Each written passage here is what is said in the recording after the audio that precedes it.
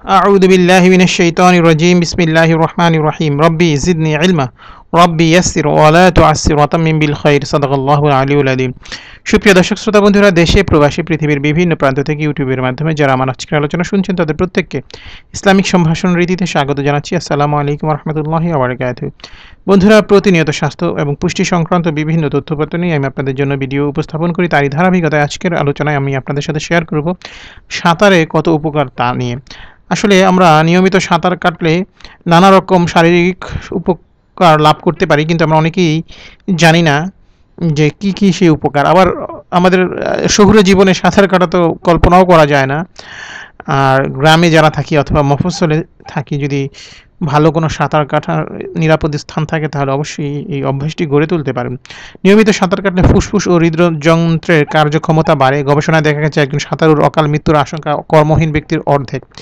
সপ্তাহে 2.5 ঘন্টাও যদি কেউ নিয়মিত সাঁতার কাটে তবে ডায়াবেটিস, উচ্চ রক্তচাপ, হৃদরোগ ইত্যাদি দীর্ঘমেয়াদী অসংক্রামক ব্যাধির ঝুঁকি অনেক কমে যাবে।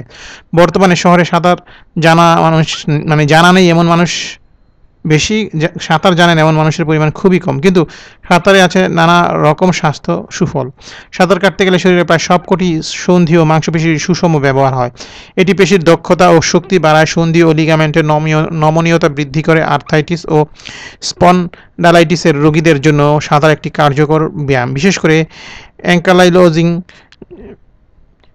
স্পন্ডালাইটিস নামের মেরুদণ্ডের সমস্যায় উত্তরণে সাঁতার রীতিমতো উল্লেখযোগ্য চিকিৎসা ব্যবস্থা। যারা হাঁটাহাঁটি করতে পারেন না তাদের জন্য সাঁতার একটি বিকল্প ব্যবস্থা। সাঁতার ফুসফুসের কার্যক্ষমতা বা শক্তি বাড়ায়। এটি প্রমাণিত যে 6 সপ্তাহ নিয়মিত সাঁতার কাটলে যে কারো ফুসফুসের আয়তন ও বাতাস ধরা ছাড়ার ক্ষমতা দুটোই বাড়বে। হাঁপানি, ব্রঙ্কাইটিস রোগীদের জন্য এটি সুখবর। 6 সপ্তাহ নিয়মিত সাঁতার ক্লাসের পর শিশুদের হাঁপানির উল্লেখযোগ্য উন্নতি হয়।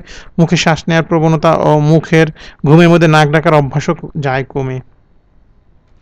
দৈনিক 20-30 মিনিট সাঁতার আপনার ভবিষ্যতের হৃদরোগের ঝুঁকি 30 থেকে 40% কমিয়ে দেবে।